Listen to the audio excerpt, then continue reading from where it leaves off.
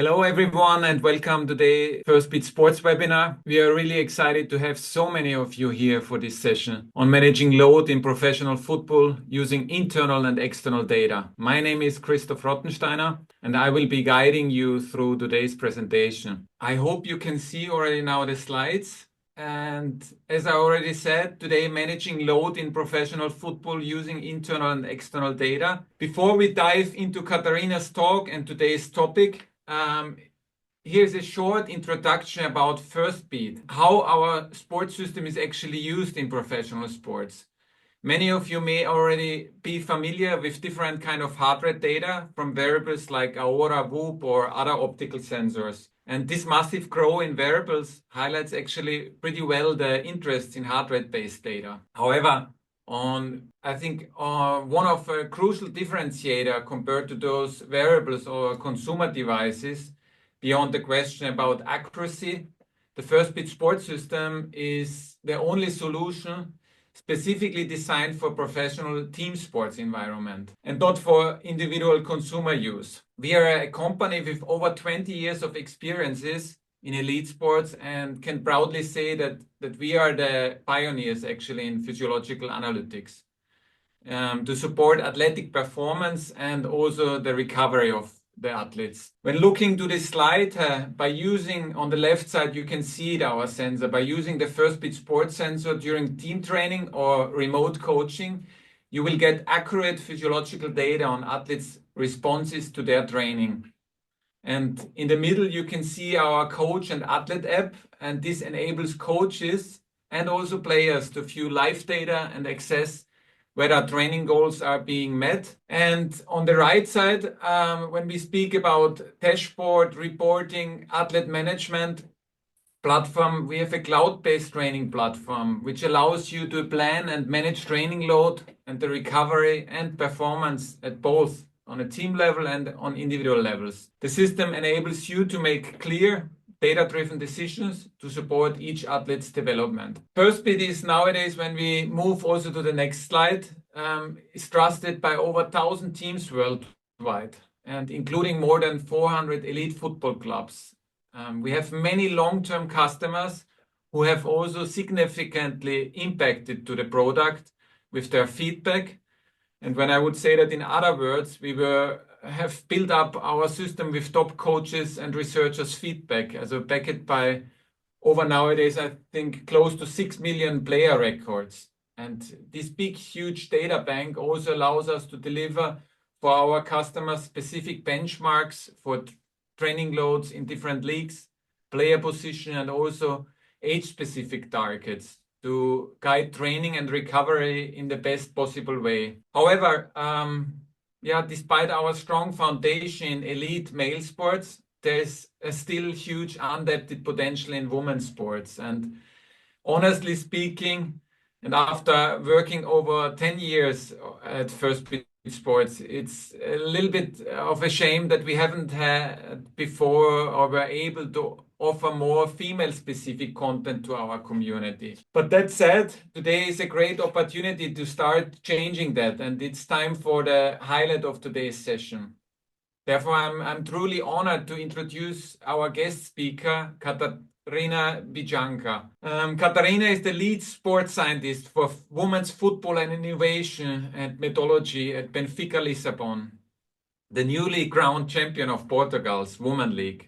Big applause from our side as well, as an awesome achievement. Catarina has been a key figure in developing the club sport science approach over the past years. With her experiences in both the youth and professional football, as well as multiple sports environments, she brings a unique and comprehensive perspective of athlete performance. It's really my pleasure to hand over to Catarina, and we are really thrilled to have you here today. Welcome, Catarina. Thank you very much. Good afternoon, everyone. And thank you for everyone that's present here today. I'd like to thank Firstbeat for the invitation also, and for the possibility of sharing my work, in this case in the women's first team in Sport Lisboa Benfica. And I also refer that in the end, the last slide, you'll see my email, and I'm contactable through LinkedIn if you ever want to question anything or ask anything about this presentation. So moving on to the presentation, my idea today is to show you a bit on how we manage load in football using both internal and external data, and in the context of the women's first team of football in Sport Lisboa Benfica. So in this presentation, I will first start with some concepts, examples on research, okay, around internal and external load, and then in women's football. Then I will present you the context of the Sport Lisboa Benfica women's first team context in terms of how is the team, when did it start, in terms of staff structure, all that. Then I will delve into concepts of internal and external load and how do we manage all that, what we take into consideration, what's important for us, considering also managing player workload as a whole. I will show you a bit of some data interpretation and data reporting. And at the end, I will show you how do we centralize all the data. So how do we have everything connected, all the platforms, to make sure that we have a centralized solution that will give us more feedback regarding everything that we collect. So to start on, and regarding the wide audience that we have here today, I think it would be important to make sure to differentiate these two terms. I know that probably some of you perfectly know this, some might not be so familiar, so I think it would be useful to introduce these two concepts. So on the left side, we have external load, okay? And the external load is the mechanical intensity imposed on players. The external load can be measured by a broad range of technologies. Two examples are GPS and LPS. We can have IMUs, for example. So GPS, global positioning system, LPS, local positioning system. These are examples. These are probably the major systems or equipments that are used in sports nowadays. And some metrics that we can get from these are total distance, accelerations, deaccelerations, distances above X amount of kilometer per hour, etc., etc.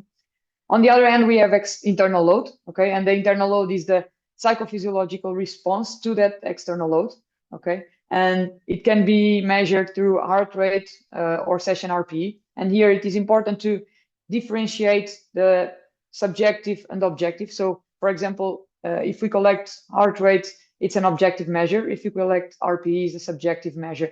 RPE, for those who don't know, is rate of perceived exertion. So it is what the athlete feels feels the session to be. Some examples of metrics of internal load is TRIMP, maximum heart rate, time spent in each heart rate zone, or session RPE, which is RPE times the duration of the session, for example.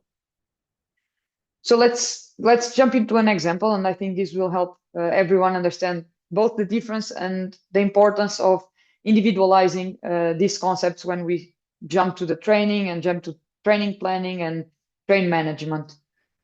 So let's take into consideration a football pitch, okay? And let's use the example of a box-to-box, which is commonly used in a lot of contexts. And let's assume that from one box to the other box, we have 70 meters, okay? So let's take, for example, that we say our athletes to cover those 70 meters in 10 seconds. That will give us an average velocity of 7 meters per second, okay? So now let's consider two players as an example. And the player number one maximum velocity is 8 meters per second, and the player number two maximum velocity is 8.8 meters per second. We told them to do these 70 meters in 10 seconds, so they're gonna both do at the same velocity or same average velocity. However, knowing these maximum velocities of each one of these players, what we can understand is that the relative effort for both of these players to cover the same distance at the same time will be different. So in terms of average velocity, the player number one would have a maximum velocity of 87.5% of maximum velocity in that task, and the player number two would reach 80% of her maximum velocity. On the other hand, let's assume that we ask the players to do the 70 meters 4 times, okay? And we ask them to do it with an average heart rate of 80% heart rate max. Of course, it's hard to ask the player this, but it's just an example. So the idea would be for them to be in 80% of their heart rate max. So considering the player's maximum heart rate, and let's assume that the player number one has a maximum heart rate of 185 beats per minute, and the player number two has an heart rate of 195 beats per minute. To make sure that they do the task as intended, they will do it differently, of course, and the relative effort again will be different for both. Okay, so probably the player number one would be doing in average would have an average of 148 beat per minute during the task, and the player number two 156. Okay, so this is just an example. Okay, don't take too much into consideration the real numbers, but it was just an example on how these two concepts are different and how important it is to individualize when talking about these concepts, either external load or internal load. So in terms of research in women's football, and as Christoph said in the beginning, there have been an increase in the research, mainly with the increase in visibility as well of women's football. But what we can see is that the majority of the research is done in external load. So GPS data, either through GPS or optical tracking, for example. Okay, in the Euros, in the World Cups, Champions League, etc. So what we can understand is that there is a gap in terms of internal load, and it would be important to start closing that gap and having more internal load discussions, because the research that we see with internal load is mainly using RPE and not heart rate, TRIMP, etc. So moving on to the not necessarily the main topic that I will speak, but the context that I will be basing my presentation on, which is Sport Lisboa Benfica women's first team. Okay, so I will start by giving a context around the team to then it will be easier to understand the rest of the presentation. So this is the 7th season that this team exists, which makes it significant new. Okay, it started in 2018-2019, and since then the team has conquered a lot of trophies, and it has been a successful journey. We have a regular participation in the Champions League. Unfortunately, this season we didn't attend to the group stage, but as of this weekend, since we won the championship, the national championship, we already guaranteed our participation in next season's group stage. So this just to give an example of the competitiveness of this team. It is the 2nd season with a centralized infrastructure, and I think this is important to mention. It is the 2nd season that we are in Benfica campus. Some might know, some might not, but this is the campus where the men's first team and the men's youth teams train and have all their activities. So it's the 2nd season that we are also in that space, which makes it very easy to do everything that we feel that is important. So from starting the day with breakfast and pre-activations in the gym, then the main session in the training pitch, all that enables us to do everything at the same place and makes it easier.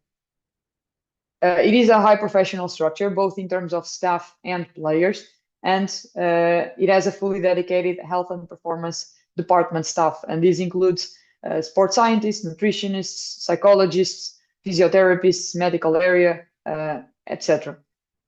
And for sure that data is part of the decision-making process, and it's something that I will try to show you how we use moving forward. So considering again the wide audience, I thought it would be helpful to show a bit of our structure here, focusing essentially in the sports science structure, as I think it will help understand how we divide the tasks between each other and also communicate like relevant information to all the multidisciplinary and also the coaching staff that is involved in day-to-day and all the tasks that we do. So first of all, everything is centered on the player, okay? And then inside the sports science department, we have three main areas. We have the sports science area, strength and conditioning, and return to play.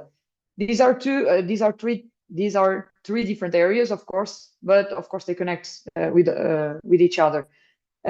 Each of these areas is represented by a sports scientist who leads the process. Doesn't mean that we don't all understand everyone's job and help each other as we communicate daily, of course, to guarantee that everything runs as intended. Then, depending on the topic of all of these people can also communicate with the multidisciplinary team that includes the people that I just mentioned, and with the coaching staff, which includes head coach, assistant coaches, goalkeeper coaches, video analysts, goalkeeper coaches, I already said. But yeah, we have a very big coaching staff, and it's important to communicate with them as well. So that's more or less our organization inside the women's first team in terms of staff. So jumping into internal and external load, which is the main topic of this webinar, I will be talking mainly about four big topics, okay? So first will be the drill planning. So guarantee, and what we understand that it's important in drill planning is to guarantee that the players are exposed to different stimulus depending on the day of the microcycle and also match congestion. And it is different to have a week with one game. It is different to have a week with two games. It is different to have 3 games in 12 days, for example. So we have to adjust to that depending on what we are facing. Then training monitoring, another topic important. And here, an example is how do we feed back to the coaching staff information that might be useful during training. And here can be pauses between exercises, duration of exercises sets, information about intensity, so like total distance per minute, combining here internal and external load. Data reporting, so sharing the reports with the MDT, so multidisciplinary team and coaching staff to ensure that the training goals were met and what modifications are needed for the next training sessions. And load planning, so the idea of planning the loads during the different microcycles to guarantee the players are exposed to a range of important stimulus according to what they find on the match. So this is always considering the match, but the idea is for them to do in the training something that's controlled. So it was previously planned, okay? So regarding the first subtopic, as we can say, so drill planning, like I said, to make sure that the players are exposed to different stimulus. So what I'm showing here in this graph is some data of internal and external load. Okay, so the black line is the percentage of heart rate max, and the purple line is movement intensity, which is a metric from Firstbeat that shows the player's external output, which enables us to add a bit of context to the internal data. So okay, we do use Catapult to monitor external data, but it's a good way to put together both and to visualize them together. So some things to consider when looking at this graph. I'm gonna enable here the pointer, the laser pointer. Okay, so this, as you can see, is the first half of the match. This is the halftime, and this is the second half of the match. So as you can see, the match has periods of high intensity, others of lower intensity, and this fluctuates a lot during the match.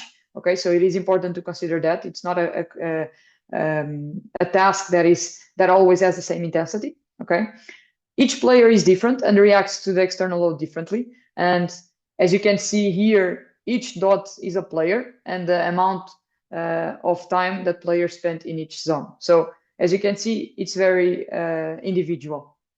Then the match can have also high variability, considering things like substitutions, the pitch conditions, type of the match. If it's a match that if we win, we go to the next stage, or if it's just a regular championship, the result of the match. So among others, there's a lot of factors that will influence that. And also, I brought here the match because it is something that we use to then plan training. So we use the data of the match to then plan the training and make sure that each training is different, but always considering the match. So another graph, another example. Okay, so first I showed you the match, and now I'm showing you a training session. And this training session, we did 3 periods of small side, not necessarily a small-sided game. It was a almost half the pitch game, 5 against 5 with goalkeepers in the big goalies. And what I wanted to bring here was to show the intensity of a 5 against 5 in half of the pitch. And you can see here that a lot of time was spent between 80 and 90% of the heart rate max of the players. And this is showing how you can have internal load demands in different tasks. It doesn't have to be just a game, okay? And you don't have to replicate the game completely to make sure that you have this stimulus. So last example, and here shifting a bit to training monitoring. So giving feedback to the coach about the training live, as ideally you have all that planned beforehand. So during the training, you can then talk to the coach, head coach or assistant coach, depending on the dynamic that you have around that, and let them know the players are doing the exercise with the intensity that it was desired and you planned. If the players are having enough rest between sets, if the players are targeting intensity in terms of external load and internal load. So there's a lot to explore in here. And an example that I would like to bring is that that exercise. So 2 sets of that exercise. It was a small-sided game. It was in a small space. And what we can see is that the players were spending time between 80 and 90% of their heart rate, max heart rate, okay? But in terms of external load, what we saw was that there was not a very significant accumulation of high intensity or even total distance in terms of external load. So we had in this period like 800 meters of total distance, 10 meters of high-speed running, which is pretty significant, and 6 accelerations and plus the accelerations. And here we take into consideration accelerations and the accelerations above 3 meters per second square, which we define as high intensity accelerations and the acceleration. So this is an example on how you can have a good exercise that targets a good amount of internal load, good amount, or it is a good intensity of internal load.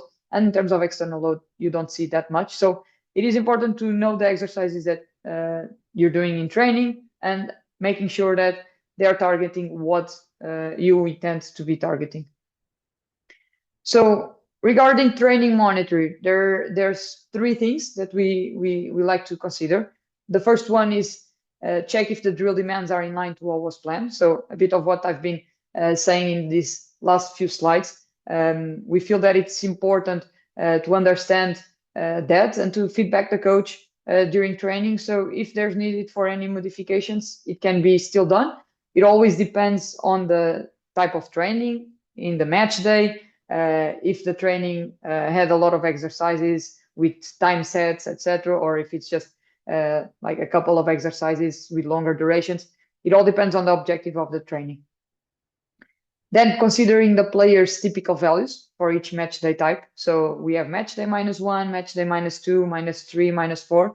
And it's important to understand what is the player supposed to do in each of these match days, okay? And then suggest adjusting loads if necessary. And here we can take the example of external load. For example, if we are planning a training session to target mainly high-speed running, and in the end, and we have like, for example, certain values for each individual to meet because of what we planned. If by the end of the training, the players are very away or very far from getting to that goal, it would be important to maybe adjust loads if necessary. And that will mean making maybe some analytical exercise or maybe doing some integrated exercise with the coaching staff as well. So going to the data reporting, so sharing the reports with the MDT and coaching staff. there is also three things that we like to take into consideration. And again, it is a daily objectives. So understanding again what was planned versus what happened, to initiate a talk with the coaching staff, to initiate a talk with the MDT, to understand why was it different, why was it the same, what did went good, what went not so good, and to use that as something to initiate a conversation about the next training as well. So regarding what we did today, okay, this is what we did today. So are we keeping the plan on what we're going to do tomorrow? What do we need to change? Do we need to add an exercise, change the space of the exercise that we already had planned, etc., etc. Okay. The microcycle objectives, so possible adjustments needed for next sessions, not just the next one, but maybe the next couple ones. And then individual highlights. So the possibility to highlight individual observations. So maybe there was a player that overdue the load that was intended for them, and another player that did less than was intended. Okay. So in terms of things that we can consider while highlighting the individual, which in our opinion is the most important aspect of the process, we understand that there's a lot of variability between players. And here I will show you three examples on how we can understand this variability. So for example, this is a part of the screenshot that I've showed you in other slides. And here you can see the variability of players. So for example, we have a player X that spent maybe 44% of the training or of the exercise in that zone of heart rate max. Okay. And we can understand what other players did and understand if there's any outliers, understand why would there be, and try to understand, not maybe looking at one session or one exercise, but starting looking at more than one sessions.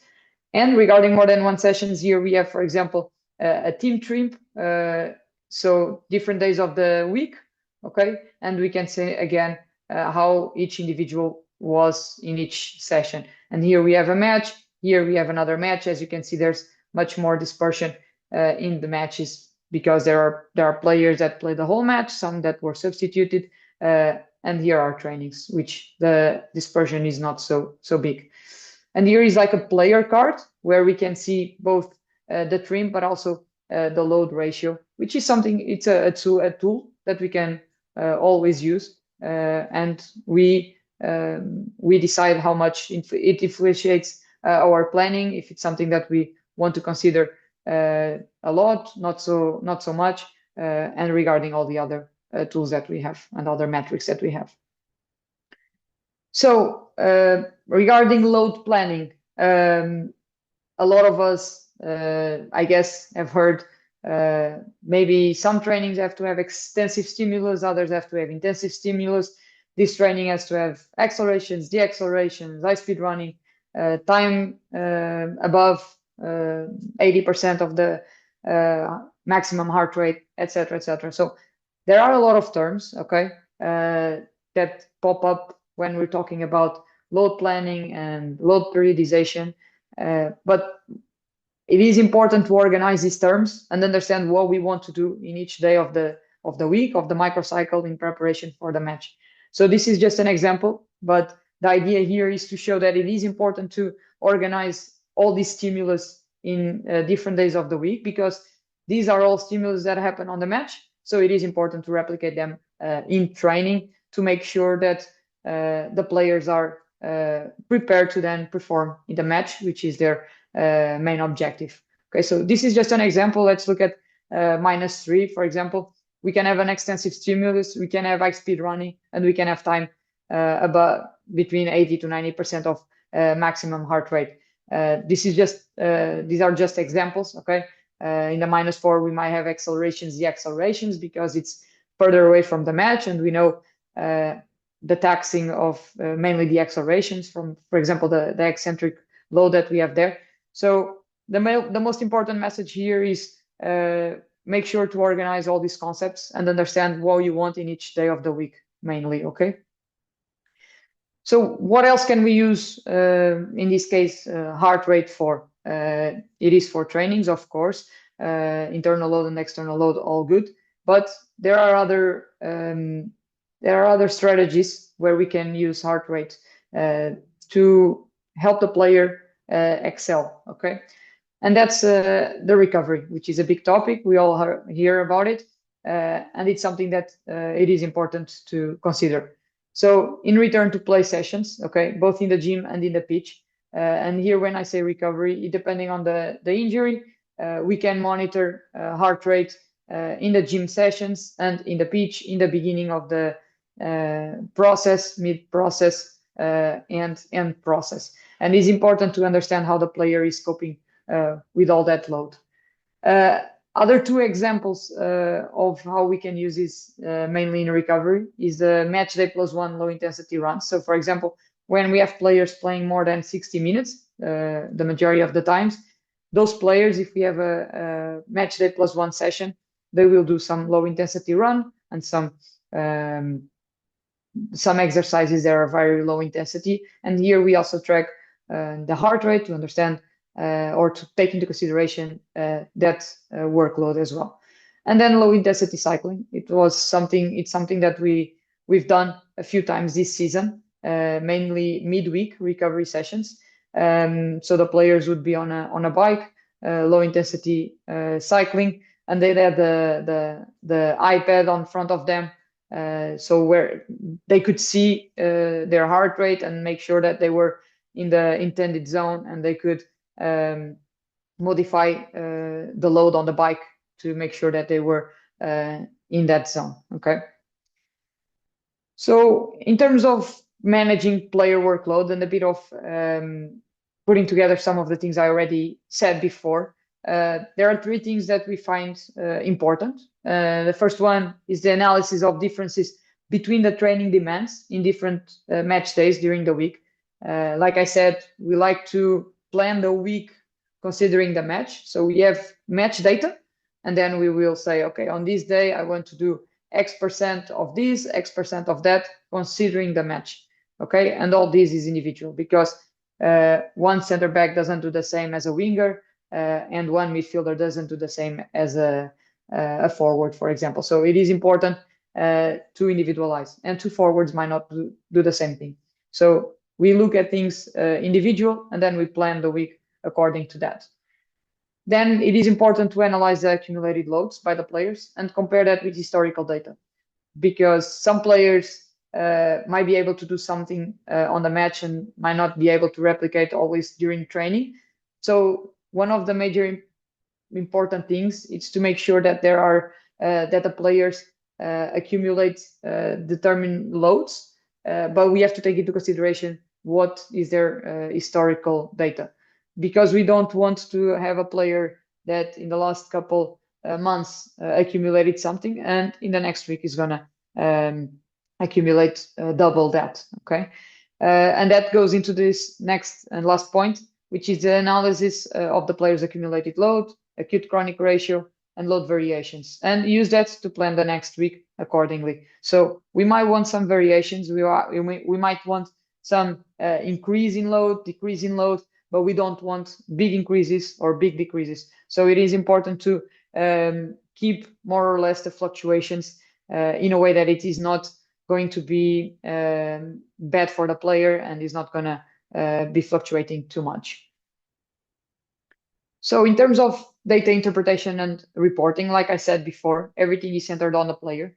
And we have daily reports, microcycle reports, and subjective data, GPS data, heart rate data, physical evaluations data. So all of this data gets together and influentiates the feedback that we give about the player to the coaching staff, to the MDT, and everything is taken into consideration, because it's not just the GPS data that matters, it's not just the heart rate data that matters, it's everything. And based on that, we analyze and interpret, and we make a decision.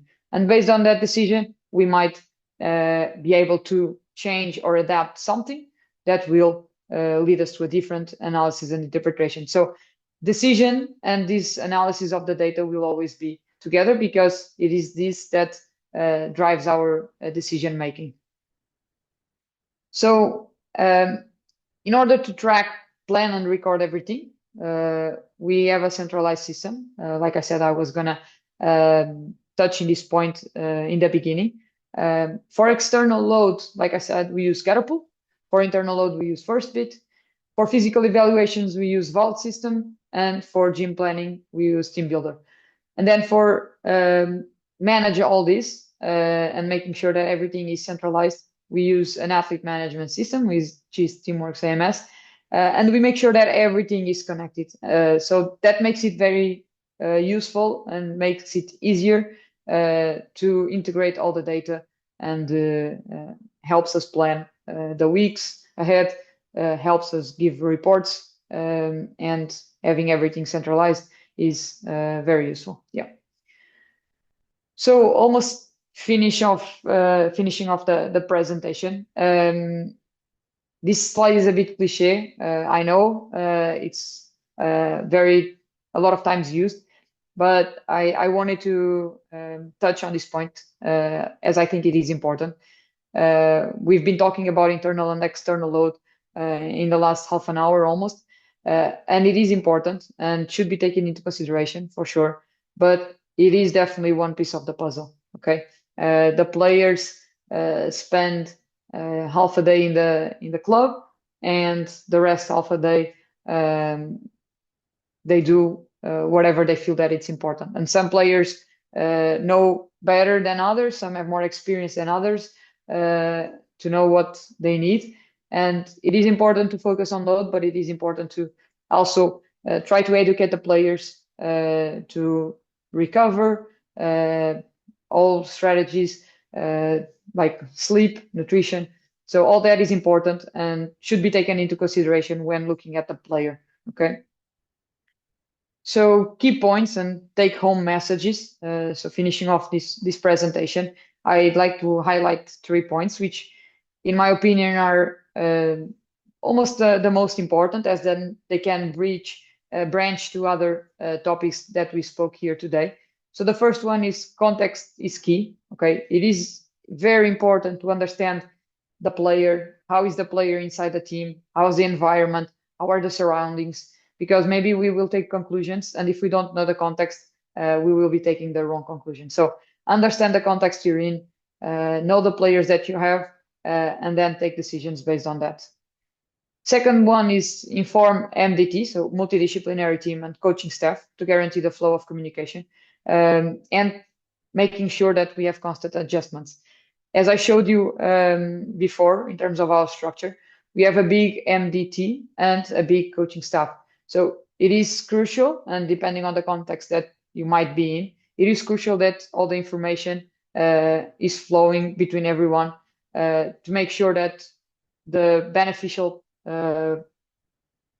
part of this process, which is the player, gets everything that he or she needs. So making sure that the information about the training, about the recovery, about the gym gets to the coaching staff and all the physios and nutritionists and psychologists, etc., is very important to make sure that we don't miss anything and that we adapt the training and the gym sessions and everything according to what the player needs.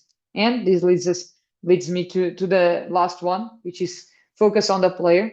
Of course, some of the reports that we do have team average, position average. Of course, that's also important. But if we want to dig deep, it would be important to focus on the player because there's no two players. There are no players that are equal. The same player will react different to the same external load. And it is important to understand the impact of the training in the player to then understand and making sure that we adapt just as perfectly the loads for that player, the recovery sessions, everything. Okay. So that's it from my part. Thank you very much for listening to this. And I hope I helped you contribute to something on your hand. And yeah, that's my contact if you need to connect. Thank you. Thank you, Catarina. Excellent presentation. So well structured. So many great insights and takeaways. Yeah, I have by myself, of course, also a couple of questions, but to stay in time and make the most of this opportunity, as I said, I would like to jump straight into our question and answer session. We are pretty well in time. I will use this chance also to ask the first question, and then I can see, please, all participants use this opportunity. Throw those questions, what you have, into the question and answer box via Zoom. But I will start, Catarina, with one question because Benfica has been one of our longest Premium Plus customers. I think if I remember correct, we started the partnership with the male team, first male team, 2019. And you have been using also Firstbeat to monitor, especially as you said, the internal load with the women's team for several years now. And could you describe how this process of using technology has also developed over the years? Yeah, this year was this season was the one that we focused most in terms of internal load. It is something that in the beginning it is new to the players as well, but then they get used to it, and it is something that even for practitioners we have to understand what it gives us. So the feedback that gives us to then understand what we want to do with that. So maybe in the first times or in the beginning, we were not looking so much to the individual, maybe understanding team averages. And then as soon as we start getting familiar with the processes and understanding how we could deal with the data, analyze the data, then we would start to get more in specifics and in details and tailor that a bit more.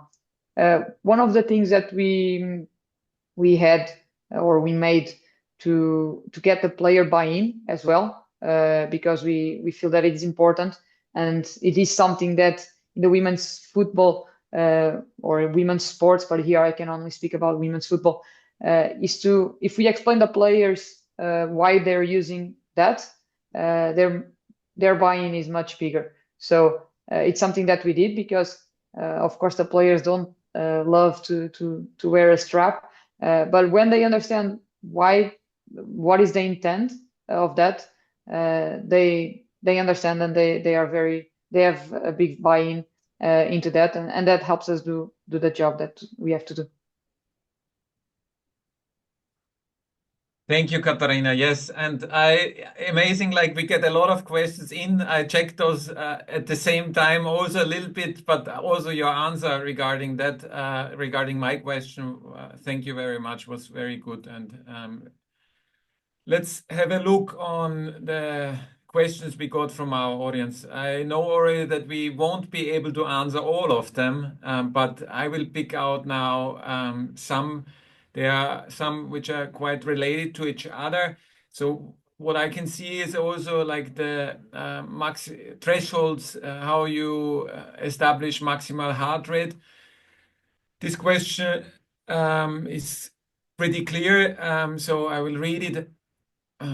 Yeah, how do you set individual thresholds in internal load to ensure individualized metrics? What kind of protocol do you use to set maximum heart rate and heart rate zones? Okay, so in terms of testing, we do a 1,200 shuttle run. Okay, not just in the preseason, but in different moments of the season, and this is the moment where we can, for the first time, have some close or maximum heart rates, and then we are using the standardized percentage zones from Firstbeat. There would be other approaches if possible. We could use different approaches. Other teams do, but in terms of what we're doing, it is pretty much that. It would be ideal to have different approaches because we know that the percentages are not the same for all the players, and we know that maybe some are targeting some things differently, but it is what we can do at this moment.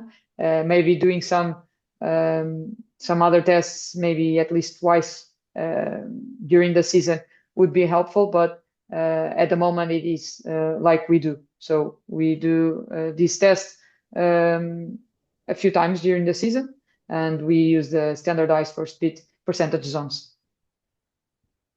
Great, thank you. Let's jump to the next one. Are you using maximal intensity periods for adapting training session drills to game demands? Yes. So since I spoke in the beginning, this season we didn't participate in the Champions League, but we did last season. So we used last season matches to understand the peak demands, and we did it for 5 minutes because we understood that it was the one that would make more sense to then transfer it to training. Okay, because a lot of exercises will be around 5 minutes, or at least the sets of the exercises. So we use those 5 minute peak demands of the matches, of the most intense matches, which were a majority of Champions League matches, to then making sure that the players were being subjected to that effort during the trainings. As this season we didn't participate in the Champions League group stage and knockout stages, we are still using last year's like most intense periods, because the reality is that this year we haven't had a lot of games that would target what a Champions League matches target. So we just kept the data from last season, and we are making sure that we get those intensity levels. Yeah. Thank you very much. That was also very well answered. Great. Let's use the time. This is something I think, yeah, what is a very big and interesting topic. A question regarding, do you track menstruation cycle with your players, for example, using different kind of applications? And how do you use the internal load in your planning of the microcycle related to this topic? Okay, so first of all, we do track menstrual cycle. We use the Teamworks app to track that. So the players answer a wellness questionnaire every morning, and we use Hooper plus another question on energy. So to understand how energized the players are to train today, because we felt that it was an interesting question and it would give us some more feedback on the player status. And on that questionnaire, the players can also, for example, identify body zones that have some specific pain. And in the end, they have a question about menstruation. So if they're menstruating or not, when was the starting date, when was the end date, and which symptoms they have. And this will help us understand if their cycles are regular, if they're late for some time, and understanding why they're late, to understand if the players are menstruating. So we can understand and collect some information on that, understand their symptoms, understand if it's always the same symptoms, and then we can act on that and try to explain the players some strategies around that that maybe can happen, or even adjust, for example, gym plans if they're having like some lower back pain, etc. However, we don't modify a lot the training based on that. Okay, there's not really consistent or very research. There's not research showing that we should modify training session around menstrual cycle, or there's not been any information saying that it would be beneficial or any strong study. So at the moment, we are just taking that into consideration and adjusting individual. So speaking with the player, understanding what's going on. If we need to do adjustments, it will be based on the player's feedback, and that can happen when they're not menstruating. Okay, and based on that, on understanding when they're menstruating, we cannot really calculate or understand the other all the rest of the cycle. So this is pretty much what we do. We understand what is the feedback of the player. We talk with the player. We might adjust because of that feedback. But yeah, that's pretty much it. All right, thank you. Actually, like, yeah, really, like, thank you, of course, all the participants for all the questions. They are like coming more and more in. And all almost start with thank you, Catarina. Great presentation. I will read also the next one. Thank you. Great presentation. You mentioned early on your slides about adjusting the training load on the pitch based on the data. Later in your slides, you also mentioned about making adjustments of the pitch in the gym. Are you able to describe your process for how you and the MTT decide what intervention a player needs? And do you prioritize gym or pitch, for example? Long question, and yeah. Yeah, I'm gonna try to uh, get to all the topics. So on training, we have different match days, and we have different type of trainings. So we target different things. So maybe some trainings will be more focused on accelerations, deaccelerations. Others will be more focused on high speed distances. Others will be a bit of both and not a lot of much of anything, or not a big volume.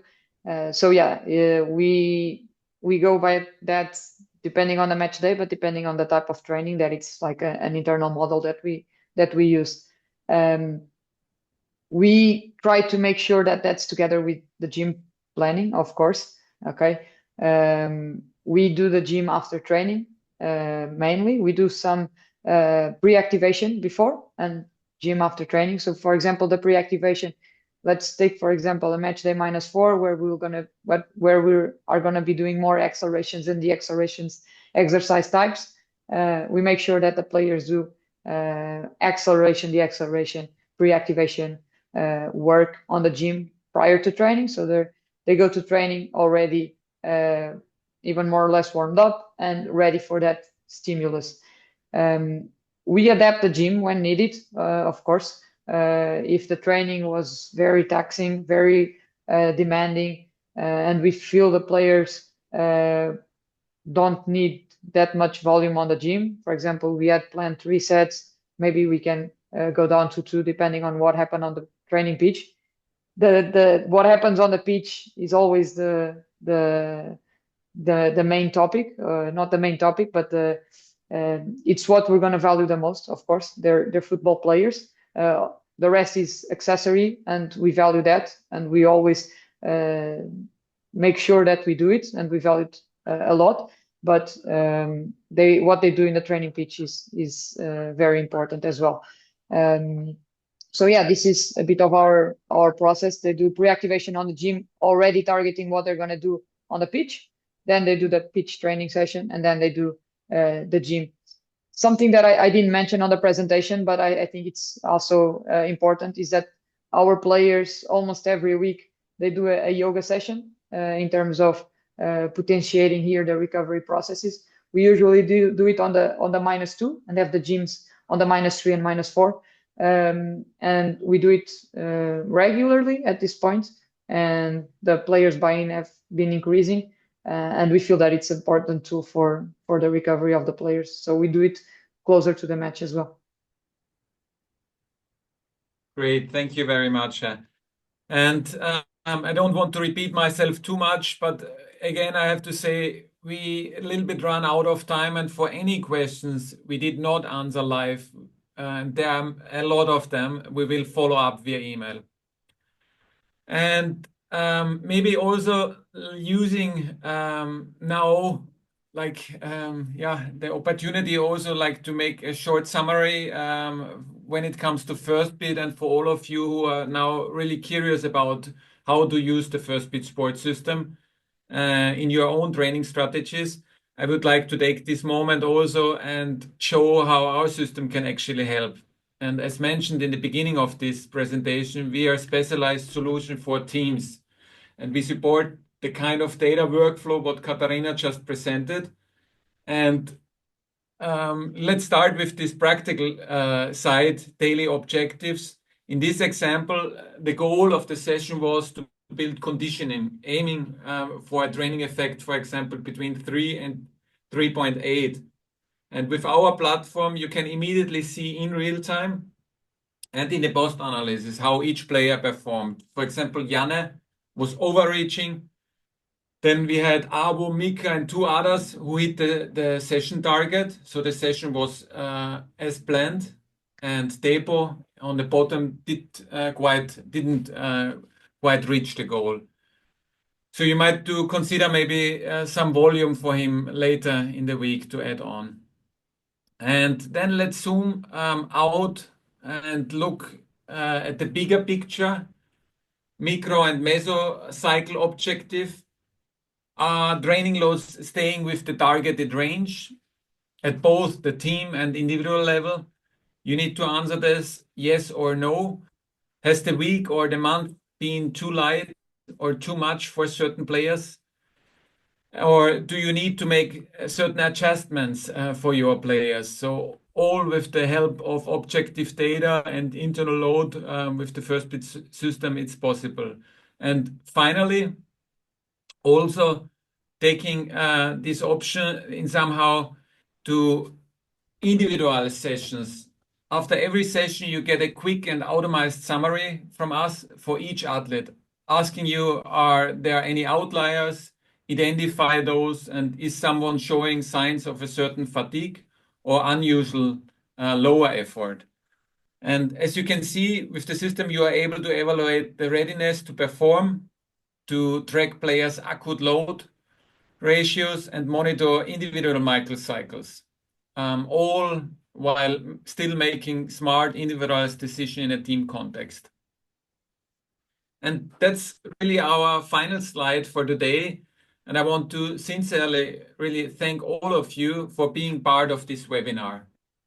And if you're interested in our Firstbeat Sports solution, I encourage you to contact us and explore our latest use cases and success stories. And keep in mind, even teams with smaller budgets have achieved great results using our system. And if you would like to discuss with me the right package for your team, please feel also free to book a personal meeting with me under firstbeat.com/Chris. And looking forward, to get in touch with you. All right, that's it from us. Wishing you a great rest of the week and all the best. Bye-bye. Bye-bye.